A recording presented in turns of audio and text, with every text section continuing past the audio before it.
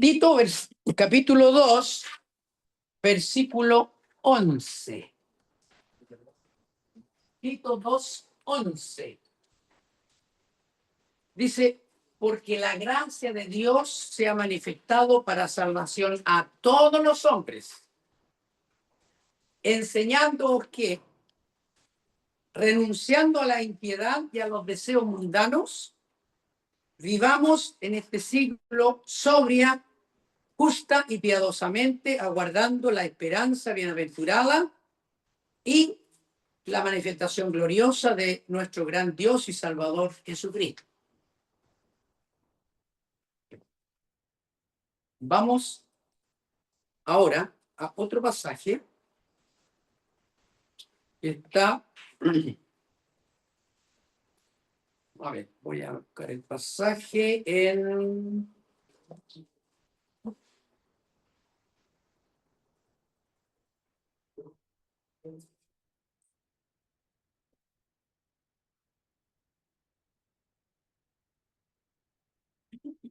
Espérenme.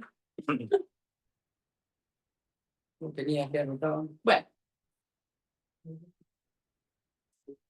¿Se lo encuentran? Dice así. Demas me ha desamparado, amando a este mundo. Así dice. Segunda de Timoteo. Segunda de Timoteo 4:10. 4. ¿Sabías? Segunda de Timoteo no me acuerdo del versículo. Muchas gracias.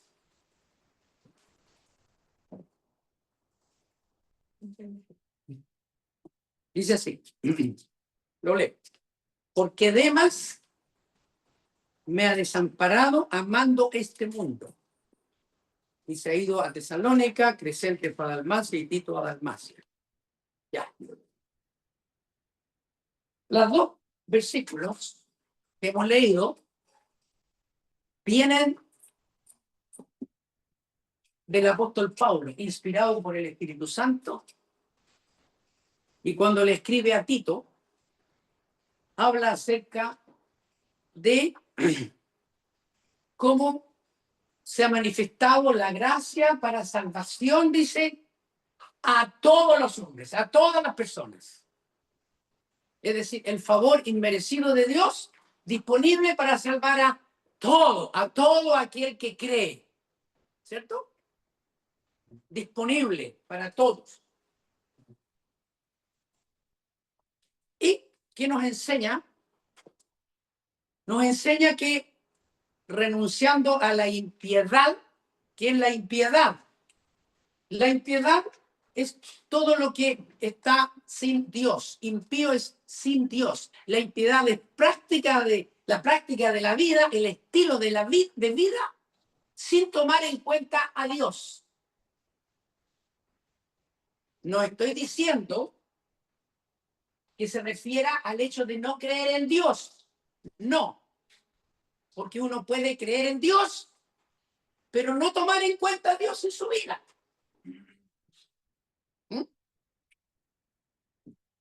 El que dice intelectualmente, ¿no? Dice, yo no creo en Dios, permítame una denominación, un nombre por él, ese es un ateo teórico. Es decir, desde el pensamiento dice, yo no creo en Dios. Pero otra cosa es el ateo práctico.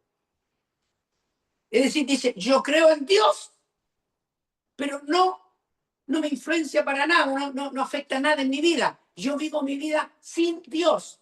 Esa es la impiedad. Vivir sin Dios, sin tomar en cuenta a Dios en la vida de uno. ¿Sí? Tal vez usted me dice, esa es una denominación muy sencilla, muy simplista. Pero muchas veces, conversando con personas que se definen ateos, yo les pregunto, ¿y usted es un ateo práctico o un ateo teórico? Así, una manera de conversar, de entrar, para conocer a la persona, para saber, primero, en qué Dios no cree. Porque hay gente que dice, yo no creo en Dios. Y cuando la persona me dice así, yo normalmente le digo, ¿en qué Dios no cree usted? ¿Por qué? Porque el concepto de Dios no es lo mismo en todas las personas. ¿Cierto? Sí, pero aquí dice que la gracia de Dios no tan solo se ha manifestado para salvación, sino que nos enseña a vivir, ya renunciar a la impiedad. O sea, nos enseña a no seguir viviendo la vida sin tomar en cuenta a Dios. Y aquí y a los deseos mundanos. A los deseos que vienen con nuestra naturaleza pecaminosa. Los deseos. Pedro escribe acerca de los deseos en su primera epístola, ¿no es cierto? Y él dice, los deseos que antes tenían en vuestra ignorancia, ¿no es cierto? O sea, ignorando la palabra de Dios, uno puede dejarse llevar por todos los deseos que quiera, todos los deseos que tenga. Y realmente vivimos en una sociedad, ¿no es cierto?, que va tendiendo a satisfacer los deseos. Todo lo que nos gusta, todo lo que nos agrada, todo lo que nos trae satisfacción. Y por eso entonces que muchos dicen, ¿cómo puede ser malo si a mí me gusta? ¿Cómo puede ser algo malo si a mí me encanta? ¿Cierto? Y esa es la idea. Imposible. Entonces uno dice, bueno, si Dios me hizo así, entonces, ¿por qué me hizo así entonces? ¿Quién es el culpable si me están diciendo que yo tengo deseos y después no lo puedo satisfacer? Pero esa es la ignorancia. Y por eso entonces hemos estado diciendo que depende de nuestra manera de pensar en la manera que vamos a actuar. Y por eso entonces ahí llegamos a la cosmovisión, ¿no es cierto? A la cosmovisión, a la manera de enfrentar nuestra manera de, o sea, de ver el mundo. ¿Ya? Y por eso que esta palabra cosmovisión, que viene del alemán, ¿no es cierto? Y este filósofo alemán, ¿no es cierto? ¿Ah? Weltanschauung, ¿ya? Nos habla acerca de la manera en que nosotros vemos el mundo. ¿Ah? Los lentes a través de los cuales vemos el mundo y los lentes a través de los cuales vemos el mundo va a depender de la información que nosotros tengamos. Y si nosotros tenemos información de la palabra de Dios, nosotros vamos a poder elegir hacia dónde queremos andar, qué vida queremos vivir. Demas, que era uno que andaba con el apóstol Pablo, dice aquí en 2 Timoteo, dice que él me ha desamparado, me dejó, se fue. Dice, amando a este mundo. ¿Qué es lo que quiso decir? Su mente, su corazón, buscaba no las cosas del Señor, no la voluntad del Señor, sino la voluntad que a lo mejor le decían otras personas o otras cosas que había leído o otras amistades que tenía, y dice, amando a este mundo.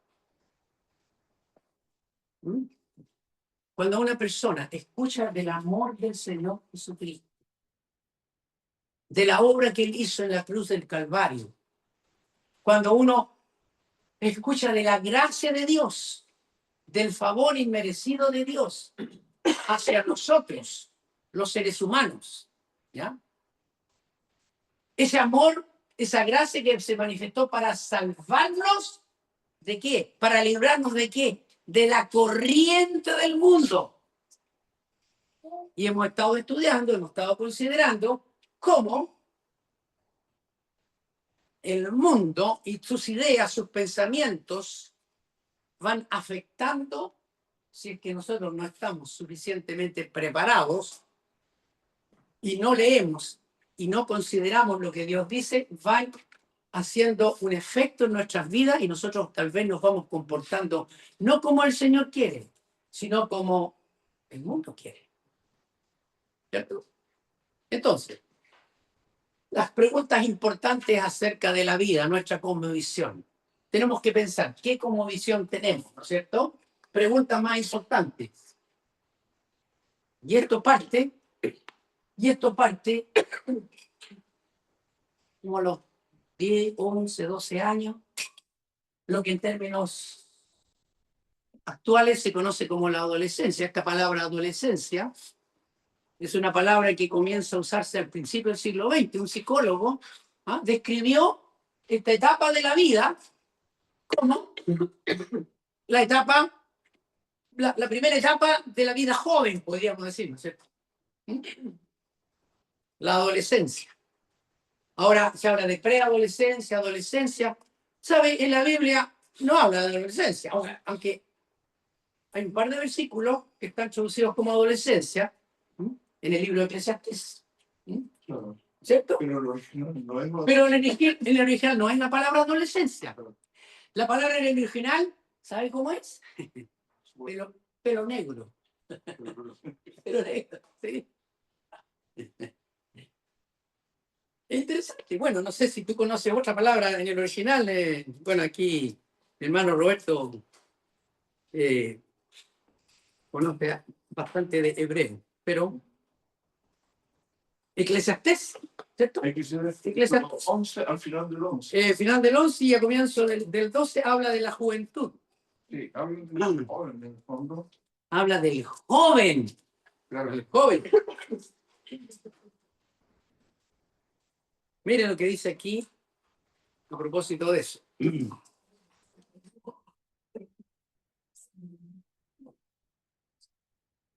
Miren, el sabio Salomón dice: alégrate, joven, en tu juventud y tome placer tu corazón en los días de tu adolescencia. Y esa palabra, adolescencia, es pelo negro. Tome, dice, placer en tu corazón en los días en que estás recién empezando la adultez. Porque en Israel, ¿ya?, se pasaba de niño a adulto, claro, adulto joven, a los 12 años. Ya está la ceremonia, ¿no es cierto?, a la cual el Señor fue llevado cuando fue llevado por sus padres ahí al templo. ¿No es cierto? Ya. Pero dice: y anda en los caminos de tu corazón y en la vista de tus ojos. Pero sabe que sobre todas estas cosas te juzgará Dios.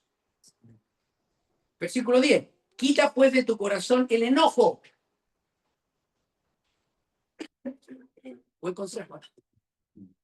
Aparta tu carne del mal. Buen consejo. Pero porque adolescencia y juventud son vanidad. ¿Qué significa eso? Son pasajeros. ¿No es cierto? Eclesiastés habla de la vanidad de la vida, ¿no es cierto? Debajo del sol, pasajero. ¿Cierto? Vacío. Como una pompa de jabón. ¿Sale? Vanessa. Así es. Esa etapa de la vida es pasajera. Ahora, en los tiempos que vivimos, lamentablemente, está pasando un fenómeno bien terrible que tiene que ver con la influencia del mundo.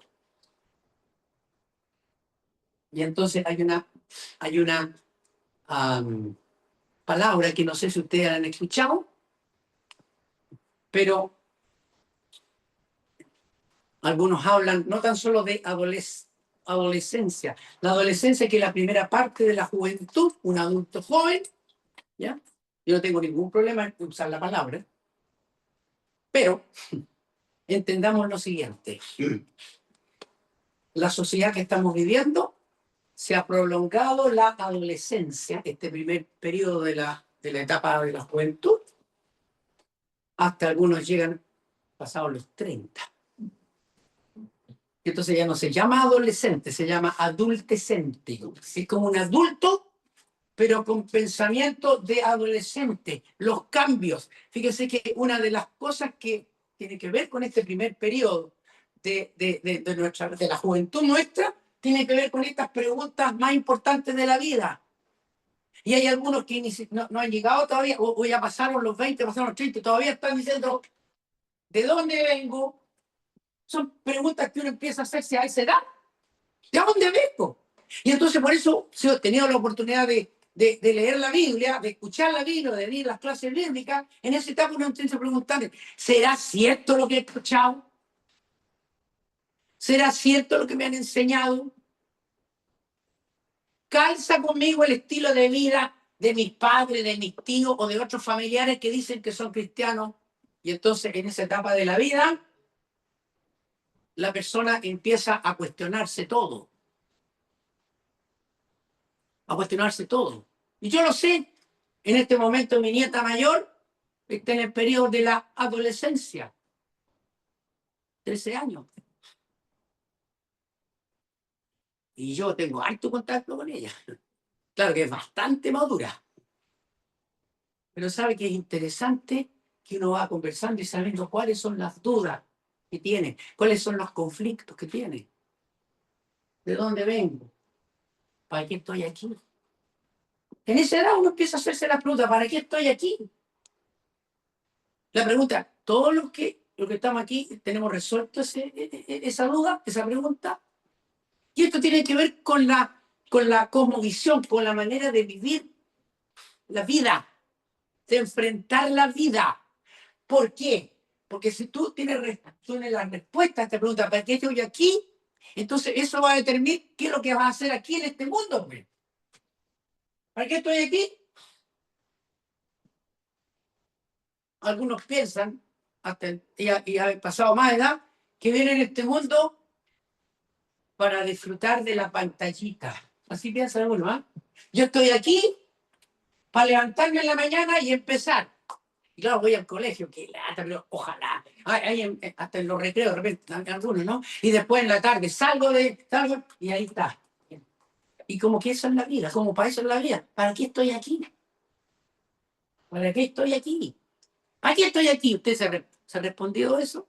Bueno, hay algunos que son adultecentes y a lo mejor más de los 30, de los 40, y todos piensan que están aquí ¿para qué?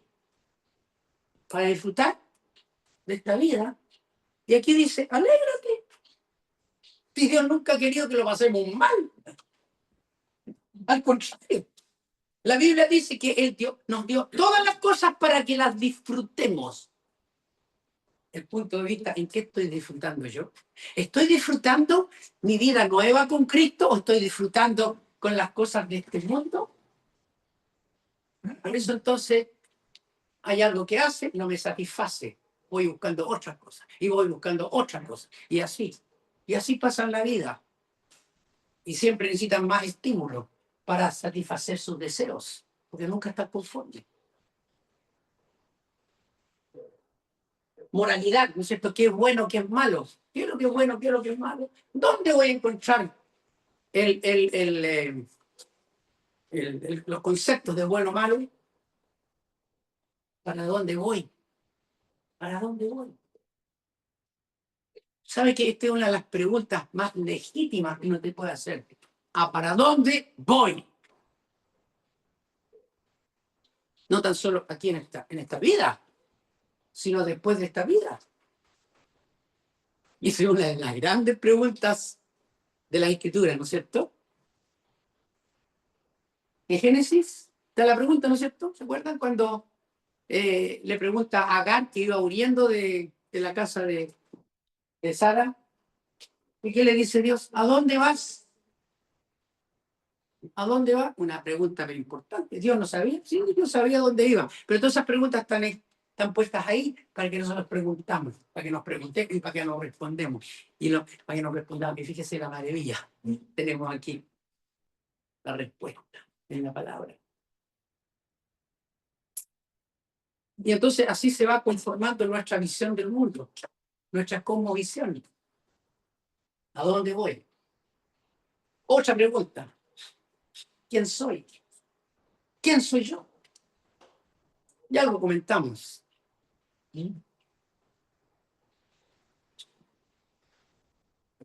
¿Quién soy? ¿Cómo se describe cada uno de ustedes. Si a ustedes le preguntan quién soy, ¿qué diría primero? ¿Mm? Y esto de la identidad tiene que ver con nuestra manera, cómo somos, qué somos realmente, ¿no es cierto? Y nuestra identidad. Somos todos diferentes, cada uno tiene su huella digital, ¿no es cierto? Ahí está, en el carnet de identidad. Cada uno tiene sus características propias, pero la pregunta es ¿quién soy? No voy a hablar de eso más por ahora, porque es otro tema, todo un tema aparte.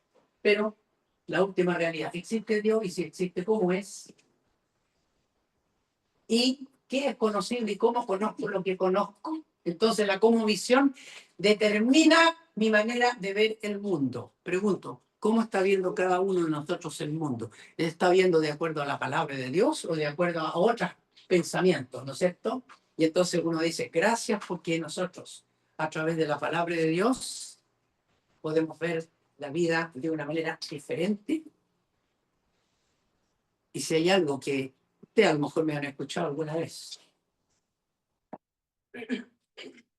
hace más de 50 años, en mi experiencia personal, comencé a ver la vida diferente. Cuando tenía 15 años. Y cómo empecé a ver la vida diferente. Y cómo empecé a disfrutar la vida diferente. Porque conocí el amor de Dios, revelado en su palabra. Y entendí. Él me amó. Él se entregó por mí. Yo merecía condenación, pues yo sabía que era un pecador. Yo sabía que había mentido, engañado, había deshonrado a mis padres, yo había hecho muchas cosas que no le agradan al Señor. Pero entendí, tanto me amó Dios, que estuvo dispuesto a entregar a su Hijo por mí. Y desde ese momento, la perspectiva de la vida cambió. Yo no sé si alguna vez les conté a ustedes. Yo estaba en el liceo. Tenía amigos, ¿no? Y mi banda de rock eran los más cercanos. Y les dije, ¿saben, chiquillos? Quiero compartirles algo que me pasó. ¿Y sabe cómo se los conté? Le dije, miren, yo hasta el año pasado, porque yo me convertí en enero, en diciembre terminaba las clases, yo llegué a marzo y me convertí en la época de verano, y le dije, yo le dije, chiquillos, ¿saben qué? Yo hasta el año pasado estaba comiendo pan duro, sí, pero ahora estoy comiendo torta. Así le dije, tengo una vida nueva. Quiero que ustedes también la tengan. La maravilla. Y no sé si les dije que los primeros días después que me convertí al Señor, era como que yo andaba flotando. Como que andaba como 40 centímetros más arriba del piso, porque yo dije, la carga de mi pecado se terminó. Ahora soy cristiano, soy de Cristo, tengo una nueva vida. Ya no soy del mundo, ya no sigo la corriente, ahora voy en otra dirección.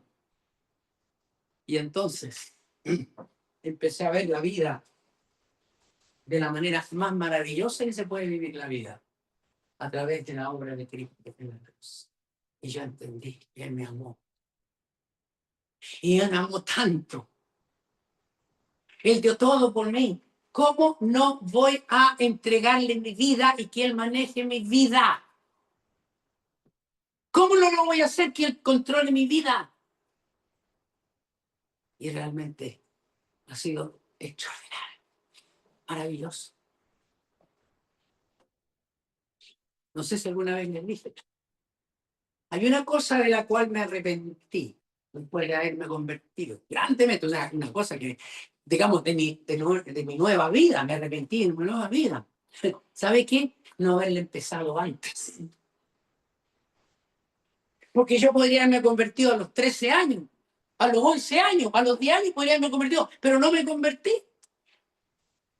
Y tenía 13 años, me acuerdo, plena adolescencia, cuando una señora, una hermana en Cristo, me pregunté, y me dijo, ¿y tú, Jorgito? Me dijo, ¿cuándo te vas a convertir?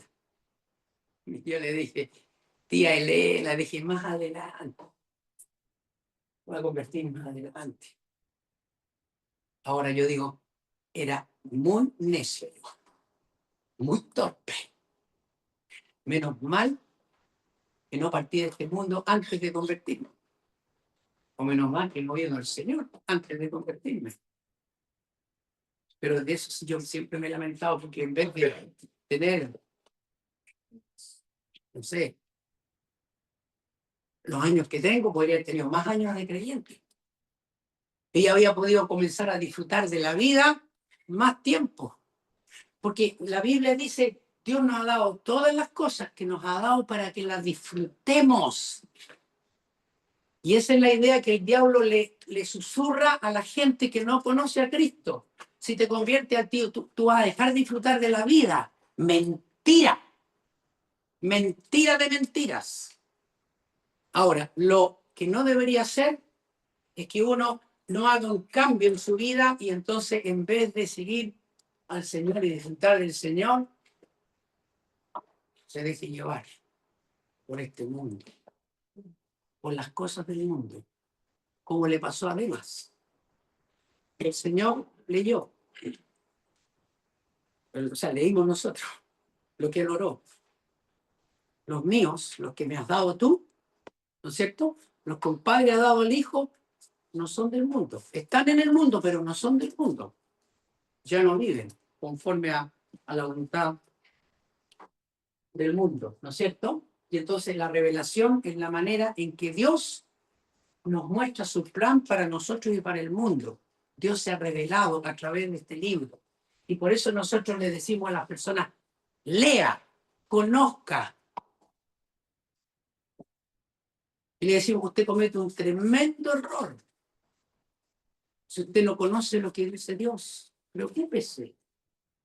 Haga la prueba. Vaya a la Biblia. Considere, ¿cierto?, que Dios ha revelado. ¿Vale la pena o no vale la pena? Bueno, no voy a decir más por ahora porque voy a decir esto, ¿no? Y de ahí vamos a ir a un aspecto que tiene que ver con las ideas del mundo. ¿Ya? Porque voy a dividir en dos. Y no sé si voy a alcanzar a decir todo lo que voy a decir, pero ahí quedará para su futura reflexión. La convicción determinará las decisiones que tomas. ¿Ya? O sea, tu manera de ver la vida va a depender, o sea, de eso dependen las decisiones que tú vas a tomar. Estoy hablando de las decisiones importantes, ¿no es cierto? No estoy diciendo si te invitan a tomar desayuno, se van a tomar desayuno. No, estoy hablando de cosas importantes, decisiones importantes en la vida. Las amistades que haces, cómo ocupas tu tiempo, las películas que ves, la música que escuchas, el lenguaje que hablas, el enojo que sientes, las cosas que te enojan. Va a depender de las cosas que son importantes o no son importantes. Uy, esto sería para mucho. El perdón que otorgas. Esa es la maravilla del amor de Dios. Si yo conozco el perdón, yo voy a poder perdonar a otros, porque voy a obedecer al Señor cuando me enseña y dice, perdona. Mi visión de la vida cambia, ¿no? La actitud hacia sus padres va a cambiar. Lo digo por experiencia. No tan solo personal, sino de otros. Y ahí entonces uno va viendo si realmente la persona ha experimentado ese poder transformador del Evangelio. El trato hacia las personas mayores. ¿Sabe? Todas estas cosas que estoy diciendo tienen que ver con la cultura. Porque si hay algo que está pasando es que en este momento, o con la vida, o con la manera, con el mundo, ¿no es cierto? ¿Ah? Que no, no. ¿Cuántas veces, ¿no es cierto? ¿Cuántas cosas nos dicen las personas mayores? ¿Mm? No son respetadas. ¿Mm? Y es por la falta de enseñanza, falta de conocimiento de la palabra. ¿Mm? Ojalá que no sigamos la corriente que hasta el día de hoy hace que no se respetan a los mayores. A nosotros nos enseñaron, ¿cierto?, a respetar a los mayores. Nos enseñaron. No es mi generación. Tal vez la generación posterior también algo. Pero estamos viviendo en una generación en que los niños no están siendo enseñados a respetar, a considerar. ¿Cierto? Eso es lo que pasa, ¿no? A uno le comenta. Yo converso con diferentes tipos de personas. Estoy en contacto con mucha gente. Y sabe que como por ahí, por los 40 y tanto para arriba, ¿ya? Se enojan mucho con la juventud. Hasta 30 y algo o menos, ya. Y se enoja y dice, oiga, ¿sabe que venía en la micro? Y no había nadie capaz de darle el asiento a esa señora. O a esa persona que necesitaba ayuda. Nadie, no había nadie. Están todos ahí. Toda la juventud, ¿no es cierto? O están colgados en la manilla, o están sentados en el asiento. Ahí están. Yo, ¿no? ¿Y sabe qué? Esto es la influencia del mundo. El mundo. En contraste con lo que la Biblia enseña. Bueno, tú tratas a las personas bien. No voy a decir más porque si no, estamos todo el resto de la reunión con eso. Los amigos que haces. Los amigos que haces depende de tu visión del mundo, visión de la vida. ¿O no? Claro. La ropa que usas, por supuesto. Claro. Digamos, las medidas que tomas también. Mire las cosas, los detalles. Porque va a depender de lo que yo pienso, qué es lo que considero que vale la pena, qué considero. ¿Ah? Hasta ese detalle, pero es una cuestión elemental. No estoy diciendo que haya cosas prohibidas o cosas. No, está diciendo de lo que uno hace. ¿No es cierto? Porque hay algunos que toman solamente leche descremada.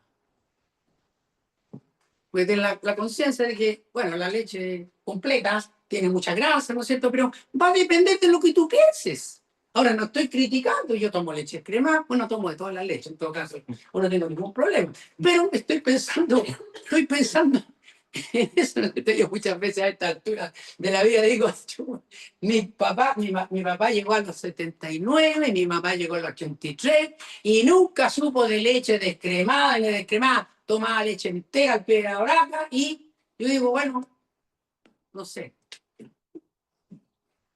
detalle, no sé, pero usted es dueño de hacer lo que quiere, pero va a depender hasta lo que toma, de acuerdo a la visión del mundo, a la información que usted tiene, ¿cierto? Y en este mundo en que estamos yendo a los extremos, ¿no es cierto? Es fácil ir a los extremos. Extremos, terriblemente, terrible, ¿ya? ¿O de dónde tiene que viene el vegetarianismo o el veganismo? ¿De dónde viene? ¿De dónde viene? De los pensamientos humanos. ¿Tiene algo que ver el veganismo con la Biblia? Nada, nada, nada. ¿Sí o no? Nada, es de los pensamientos humanos. ¿Te fijas? Me privo, no como nada de carne, nada, nada, nada. No tomo nada de leche, hasta esas cosas. ¿Y de dónde viene? Es la cosmovisión. Y esto cada día es más amplio. ¿Sí o no? Cada vez más amplio. Y esto tiene que ver con mi manera de ver el mundo. ¿Qué dice la palabra? El mundo pasa y sus deseos. ¿Y cuál es la idea? ¿Cuál es la idea? Es que ahora yo soy libre, ¿cierto? Yo soy libre, y entonces yo no me dejo llevar por comer los animales, ¿no es cierto? ¿Sabe qué? Le voy a decir una cuestión, esto tiene que ver con la idolatría también. Con la idolatría. ¿Sabes? La idolatría de mi cuerpo o la idolatría de los animales. ¿Se acuerdan cuando en Romanos dice que cambiaron la gloria del Dios vivo, no, el Dios viviente, por en semejanza de animales, de cuadrúpedos, ¿no es cierto? Entonces ahora los animales son sagrados, podríamos decir, ¿no? ¿Mm? Como los egipcios. Como los egipcios. O las vacas en India, pues. Claro. La gente se está muriendo de hambre, pero no pueden matar las vacas, no las matan las vacas, ¿sí o no? No las matan. ¿Por qué? Porque son sagradas. Bueno, ese es el pensamiento humano. Y uno dice, oh, qué maravilla que Dios me libre, que Dios me libere de tener ideas de acuerdo a este mundo. Y entonces cuando yo tengo la idea de acuerdo a la palabra de Dios, yo vivo, yo disfruto. Insisto, Dios nos ha dado todas las cosas para que las disfrutemos. Y entonces uno pregunta, ¿y con qué disfruta usted? ¿Con qué disfruto yo? Dios quiere que disfrutemos de las cosas que Él quiere, que nos ha dado. Y yo realmente les puedo decir, yo estoy disfrutando hasta estos días. Yo disfruto. Ahora, no que no tenga pena, ni que tenga dolores, aflicciones. Y yo les he dicho que cuando tengo pena, yo vivo en Villa Alemana, tengo la posibilidad de ir a la playa, me voy a la orilla de la playa, o me pongo a orar, o me pongo a escuchar himnos, música, y lloro. Y puedo estar llorando media hora, una hora, porque tengo pena. ¿Cuál es el problema? Pero disfruto de este mundo. ¿Sí o no? Bueno, eso es lo que el Señor quiere. Bueno,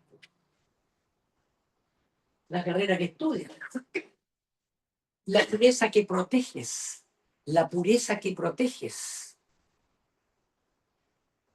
Yo no quiero, dice el joven o la señorita, yo no quiero hacer nada en contra de la voluntad de Dios, yo me voy a cuidar para el matrimonio. Pero fíjese, la gracia de Dios está disponible aún para aquel que no se cuidó. Está disponible el perdón de Dios, para que ya no siga viviendo como antes vivía, pero le quiere dar una nueva vida. Qué maravilla lo que el Señor hace, ¿no? El trato con personas del otro sexo. ¿Mm? Y lo puse a propósito, sexo, no puse género, puse sexo. Ya no voy a repetir lo que dije del género hace un par de días atrás, ¿no es cierto? Bueno, la persona con que te casas. Y usted podría agregar la lista. Y yo siempre tengo una lista allí, pero digo, si tienen otras ideas, agrégueme la lista, la voy anotando, la voy anotando. ¿Por qué? Porque la manera de enfocar la vida depende, o sea, la manera de ver de los pensamientos, ¿no es cierto? Nuestros afectos, nuestra voluntad determinan mi manera de vivir.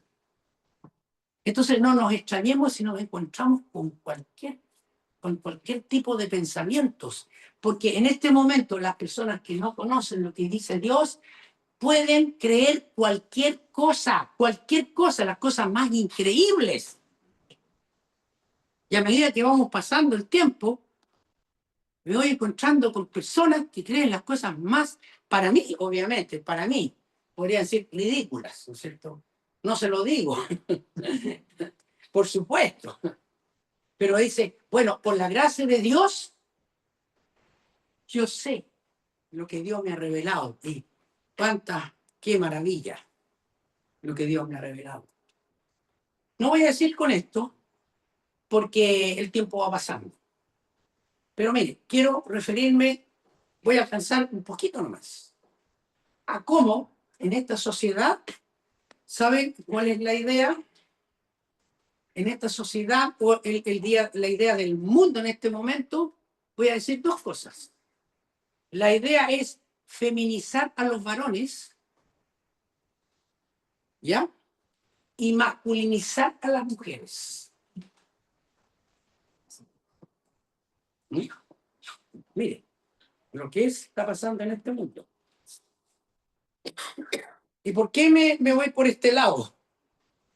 Porque yo conversando con los jóvenes, y lo digo porque hay jóvenes acá, pero pensemos en los que ya no son tan jóvenes y pensemos en los papás. Yo quiero que veamos qué es el concepto de masculinidad bíblica y no voy a alcanzar a ver el concepto de feminidad bíblica. ¿Por qué estoy diciendo esto?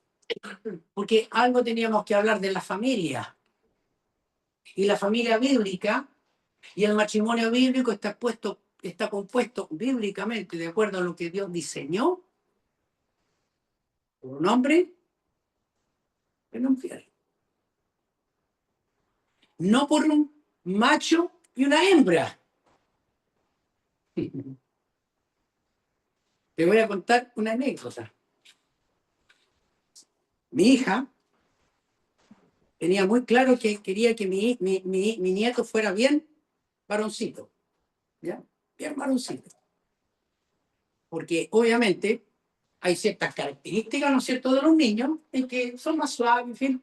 Yo no diría que mi nieto es así suave, no, pero lo que quiero decir es que ella tenía mucho interés por la influencia de este mundo y que mi nietecita fuera también bien femenina, ¿sabes? Lo entrevistaron para el jardín infantil.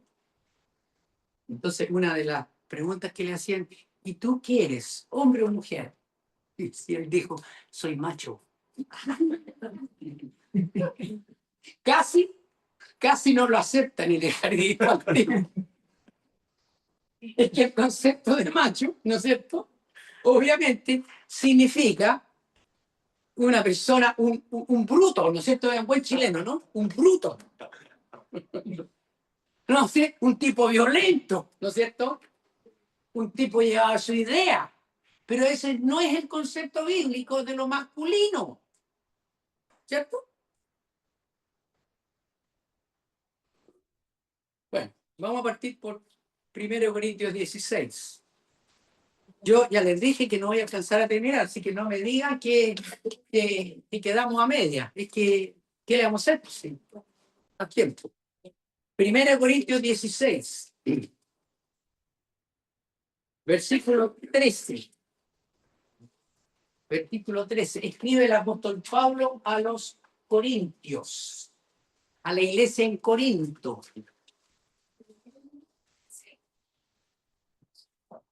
Dice, velad, estad firmes en la fe, portaos varonilmente y esforzaos. ¿A quién lo escribe? A la iglesia en Corinto. Y aquí dice, portaos varonilmente y esforzaos.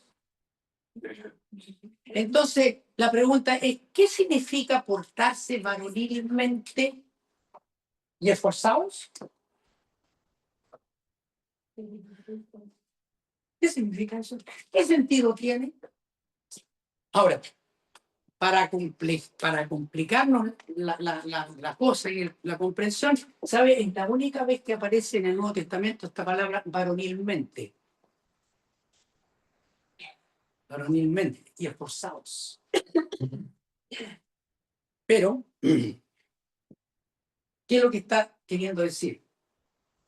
Bueno, es como que el apóstol Pablo, el sustantivo varón, lo convirtiera en un adverbio, ¿no es cierto?, varonilmente. En otras palabras, lo que está diciendo es que, lo que está diciendo, a ver, me he esforzado, dice varonílense, o varónense, comportados como un varón, esforzado, esfuércense, y viene de la palabra, en alguna parte de esta palabrita, que es una sola palabra, comportados varonilmente, comportados, ¿no? Varonilmente viene una palabrita que en medio tiene andro. Y andro es varón. Andro es varón. Entonces lo que está diciendo, como que varónense. ¿Y qué significa eso? Ahora, lo que nos dicen los estudiosos del griego y el hebreo, dice que hay una palabra en hebreo que es la misma que se tradujo en la Septuaginta, en la versión de los 70, la versión griega del Antiguo Testamento, ¿ya? Que es la palabra esta, como portados varonilmente. Y esa palabra aparecen varios en el Antiguo Testamento, pero voy a mencionar algo nomás. Vamos a ir primero a Deuteronomio capítulo 31, para, a modo de comenzar, ¿ya? Para entender qué es el concepto de comportados varonilmente. Entonces alguien dirá, bueno, esta es la manera de comportarse adecuadamente. Es decir, ¿cuál es la idea masculina de Dios? O sea, para nosotros, ¿no? Deuteronomio capítulo 31, versículo 6. Antes de eso, ustedes que han estudiado el tema de los varones, preguntemos, ¿cuál es el modelo por excelencia de un varón para nosotros, los que creemos la Biblia? ¿Cuál es el modelo de varón excelente? El Señor Jesús. ¿No es cierto? Entonces, fíjese, vivimos en una sociedad en que por una parte se practica el machismo, ¿no es cierto? O se practica todavía, ¿no es cierto? ¿Ya? Pero eso no es lo que la Biblia dice respecto del varón, del hombre, ¿no es cierto? Eso es una deformación. Esa es una idea humana, es una idea mundana. Pero para conocer lo que es un verdadero varón, nosotros tenemos que ver al Señor Jesucristo, las cualidades, las características de Él, cómo Él actuó. Bueno, primero cómo pensó, pero Él pensó cómo actuó, Él actuó como pensó. Pero aquí, fíjense que en Deuteronomio capítulo 31 dice lo siguiente. Bueno, fue Moisés, bueno, son las últimas palabras de Moisés, ¿no es cierto? ¿Ah? Los últimos 3 meses de vida. Ahí se despidió el Deuteronomio, ¿no es cierto? Está a partir de este mundo y dice, versículo 6, esforzaos y con ánimo, no temáis, ni tengáis miedo de ellos, porque Jehová tu Dios, el que va contigo, no te dejará ni te desamparará. Y llamó Moisés a Josué y le dijo en presencia de todo Israel, esfuérzate y anímate. Eso en el fondo es la palabra, pórtese varonilmente. Esfuérzate y anímate, porque tú entrarás con este pueblo a la tierra que juró Jehová a sus padres que la daría, y tú se la darás por heredad. Y Jehová va delante de ti, él estará contigo, no te dejará ni te desamparará. No temas ni te intimides. ¿Qué es lo que está diciendo? Está diciendo, pórtense como varón, como hombre, porque Dios estará con ustedes. Y entonces el concepto es, tengan en cuenta, en primer lugar, asegúrense, sepan que la presencia de Dios va con ustedes. El Señor promete guiarnos. Él promete su presencia. Y entonces por eso que cuando uno viene a Cristo, uno sabe que tiene quien lo va a guiar. Asegúrense que Él lo esté guiando.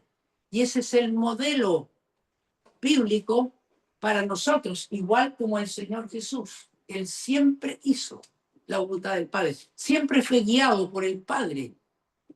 Y entonces, ¿qué es lo que el Señor nos está diciendo en su palabra? Descansen, dependa de la guía de Dios en su vida.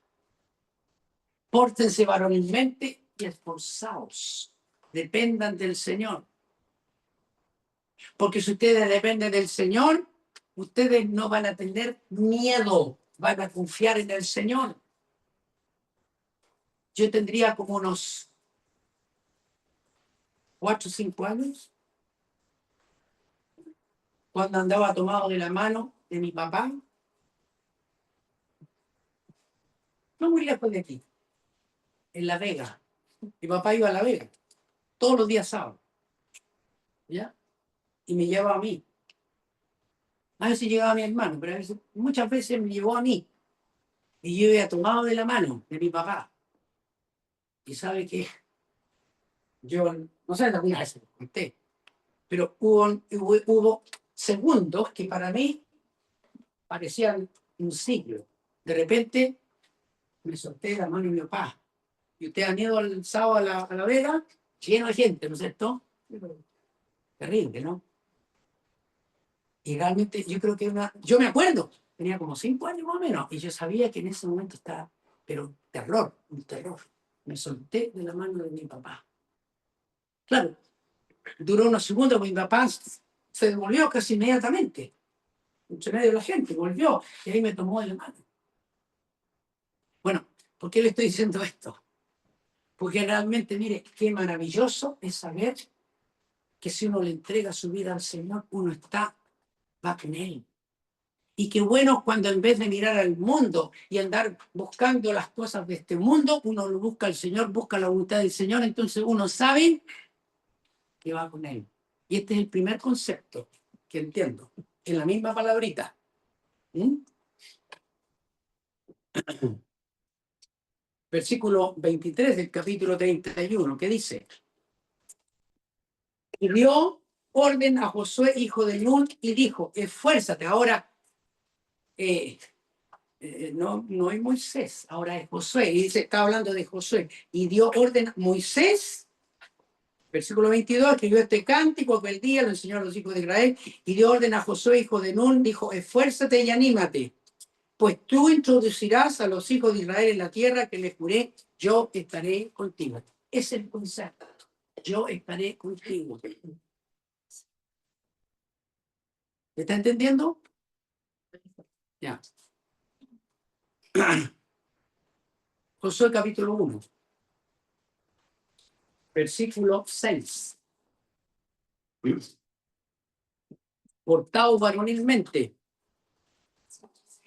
Versículo 6 del capítulo 1 de Josué. Ahora habla directamente a Josué. Dice: esfuérzate y sé valiente, porque tú repartirás a este pueblo por heredad la tierra de la cual juré a sus padres que la daría a ellos. Solamente esfuerza y sé muy valiente para cuidar de hacer conforme a todo la ley que mi siervo Moisés te mandó.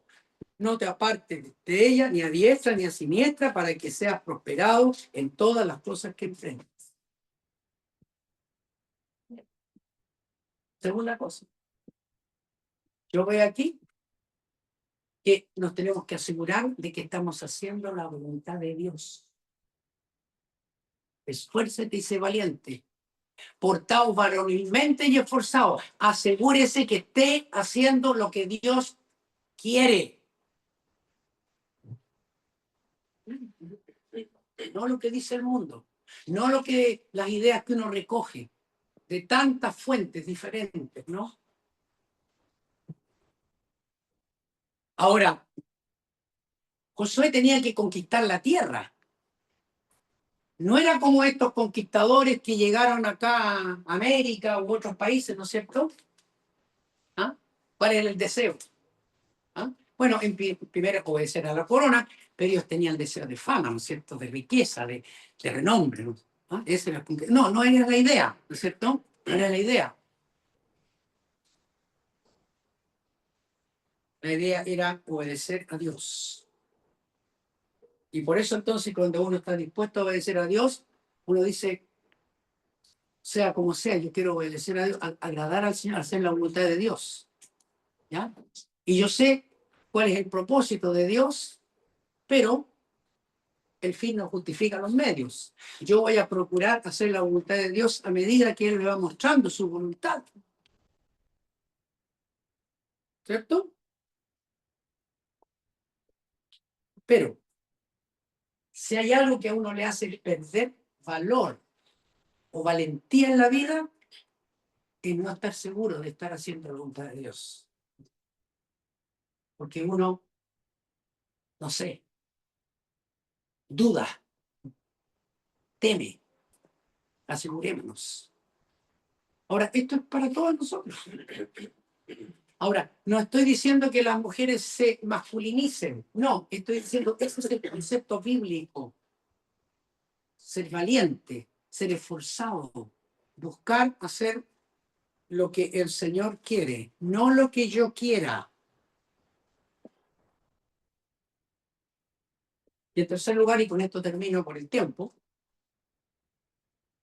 no vamos a poder ver ejemplos o qué es lo que vemos ahí en la escritura respecto de esto que estoy diciendo, pero al menos cuando en el capítulo 1 de Josué, versículos 2 y 3, le dice a Josué, Dios le dice a Josué, ¿quién es Josué? El que tiene que conquistar la tierra prometida. Moisés llevó a Israel hasta los límites, ¿no es cierto? Y dio la tierra prometida, pero Josué es el que tiene que conquistar la tierra, tiene que, ¿no es cierto?, posesionarse de la tierra. Aquí dice, mi siervo Moisés ha muerto. Ahora pues levántate y pasa este Jordán, tú y todo este pueblo, a la tierra que yo les doy a los hijos de Israel. Yo he entregado, como había dicho a Moisés, todo lugar que pisare la planta de vuestro pie. Y así sigue, desde el desierto y el Líbano hasta el gran Éufrates. ¿Cierto? Le está diciendo, bueno, eso está. Pero ustedes, todo lugar donde pise el pie, usted va a ser de ustedes. ¿Cuál es la idea? La confianza en que Dios tiene propósitos. Que tiene propósitos para nuestra vida, para la vida. Y eso es lo que hace que Josué recibe esa indicación y dice, mire, todo lugar donde usted pise, ponga el pie, va a ser de ustedes. ¿Ya?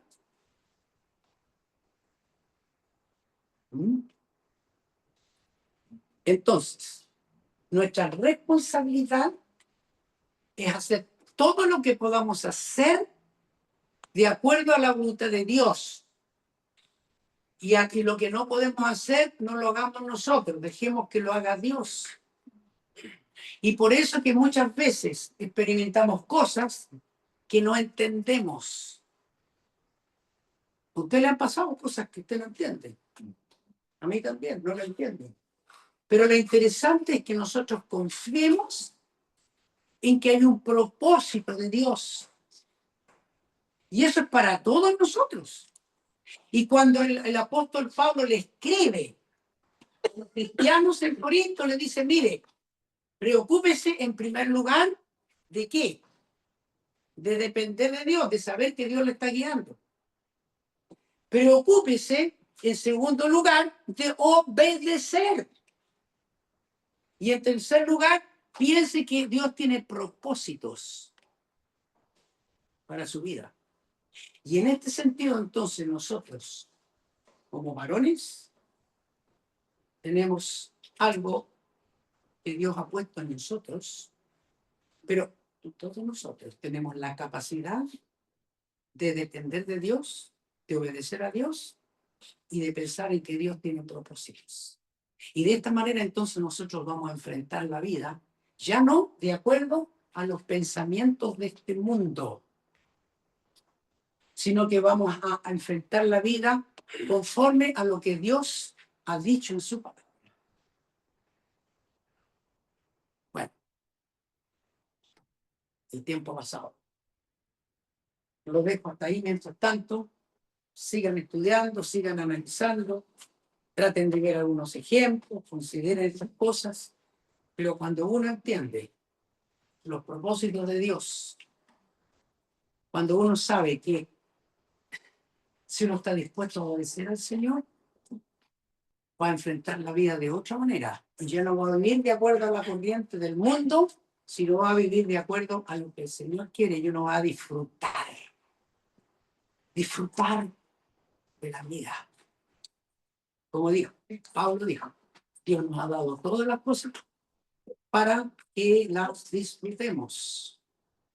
Y que hemos leído allí en el libro de Eclesiastés, y este es un mensaje para los jóvenes: alégrate, joven, en tu juventud, y tome placer tu corazón en los días de tu adolescencia, y ande en los caminos de tu corazón. El punto es, preocúpate, ¿dónde está tu corazón? Tu tesoro, el corazón tuyo está en las cosas de este mundo o está en las cosas del Señor. Disfruta al Señor. Y en la vista de tus ojos. Bueno, no vamos a ir más detalle, pero dice, sobre todas estas cosas te juzgará Dios. Cuidado. ¿Y por qué? Porque Dios nos ha dejado todo esto para nuestro beneficio. Nada de lo que está aquí es para echarnos a perder la vida, al contrario. Todo lo que está aquí es para que disfrutemos. Él es nuestro creador, pero a la vez Él quiere ser nuestro redentor, nuestro salvador, y quiere que nosotros podamos confiar en su Hijo para comenzar a vivir una vida nueva y disfrutarla, y ya no seguir la corriente del mundo.